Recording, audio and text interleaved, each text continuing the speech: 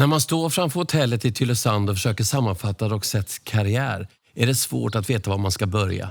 Först och främst är det såklart Per och Marie som är Roxette, eller var Roxette. I bandet 2025 finns inte Marie med längre tyvärr. Men hon lever kvar och är ytterst närvarande ändå. Man kan sätta på musiken och sväva tillbaka till tiden då hon sjöng i bandet. Men Per har valt att fortsätta spela låtarna för fansen. Numera med Lena Philipsson som sångerska. Hon ersätter inte Marie, för det går givetvis inte. Utan hon har fått tolka låtarna på sitt sätt. Hittills har det fungerat väldigt bra, även om många av förståeliga skäl saknar Marie. Men livet har sin gång och det bästa sättet att vårda arvet efter Marie är kanske ändå att fortsätta spela låtarna som hon var med och klä i magi. Roxette är även musikanterna som varit med under resans gång.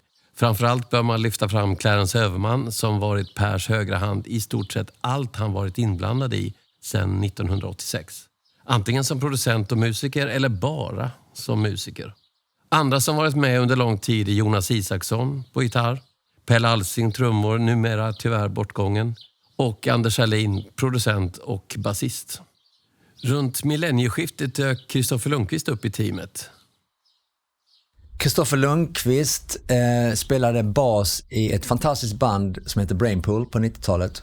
Brainpool signades av mitt musikförlag och jag tipsade också dem att börja jobba med Mikael Ilbert som producent som hade börjat jobba med Gyllene Tider och även producerade Roxette emellanåt. Och Brainpool gjorde ett par fantastiska album. Kristoffer visade sig vara en fantastisk musikalisk begåvning som kunde spela nästan allting.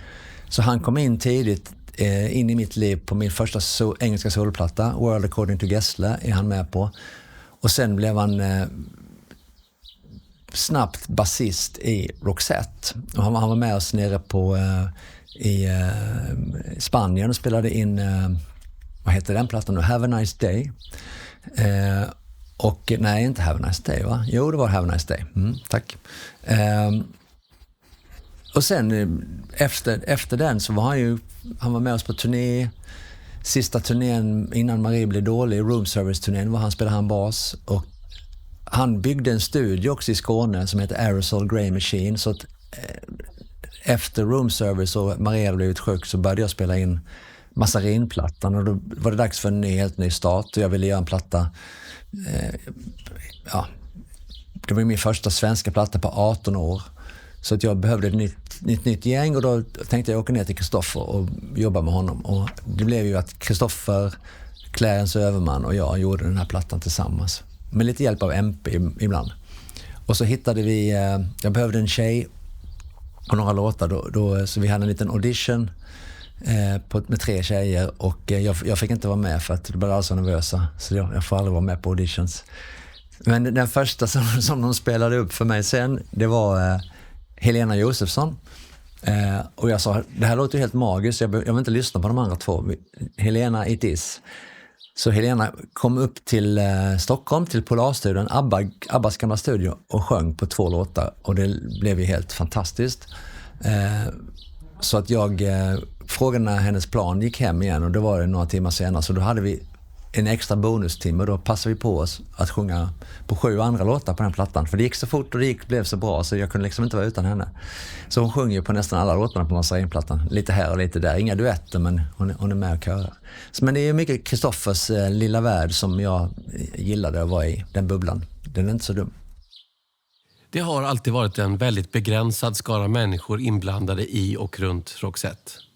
När skivbolag ryckte och slet i Per och Marie att de måste flytta till USA valde de istället att stanna hemma och låta det svenska finnas kvar i musiken. Det är en av alla anledningar till att bandet stuckit ut och inte låtit som alla andra. Långa samarbeten kan ju vara bra och dåliga. I mitt fall så har jag valt att ha väldigt långa relationer med folk. För att jag tror att det beror väldigt mycket på att jag är beroende av medarbetare. Jag har oftast idéer och planer och visioner om hur saker och ting ska bli, men jag kan inte riktigt ta mig dit på egen hand. Så att jag behöver ju det var ju lite där som var idén med Roxette, att Marie kunde sjunga de här låtarna, för jag kunde inte sjunga dem.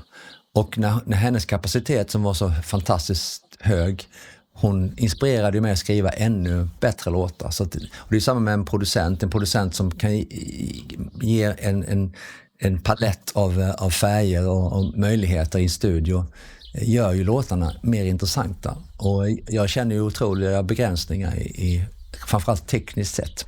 Så att jag behöver verkligen folk på det sättet. Och det har ju liksom blivit då att förmodligen för att de här människorna som jag har haft långa relationer med har ju också då såklart känt att jag har gett dem någonting så att de vill vara kvar i relationen. Annars har de ju stuckit därifrån. Så det är ju ett ge och ta hela tiden. Och det har passat mig och min personlighet väldigt bra att ha långa relationer. Det är jättemånga människor fortfarande som jag är i min närmare krets som jag har jobbat med sedan 80-talet. Att rabbla siffror kan man göra i oändlighet när det gäller Roxettes långa karriär. De har släppt 10 studioalbum, en mängd samlingsskivor, liveskivor och turnéskivor, singlar, DVD-skivor och så vidare. Det råder viss oklarhet i hur många skivor som faktiskt sålts. Men när man säger 80 miljoner så ligger man i underkant.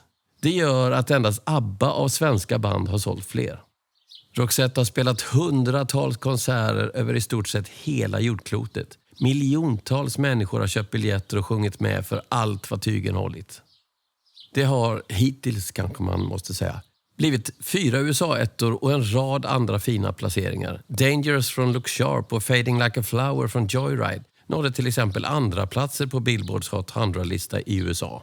Per har skrivit 3 av de 4 USA-ettorna helt själv, vilket gör honom till den 18:e mest framgångsrika låtskrivaren genom alla tider när det gäller att skriva låtarna själv.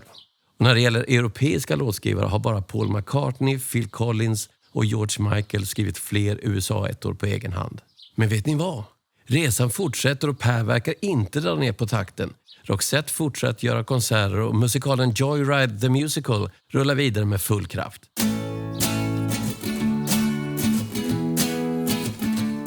Didn't I tell you everything is possible in this deja vu?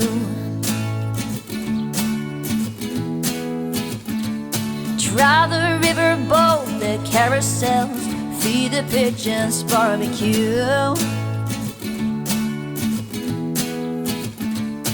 Look at all the people, happy faces all around, smiling, throwing kisses, busy making lazy sound. It's a bright June afternoon, it never gets dark. Get your green tambourine, let's play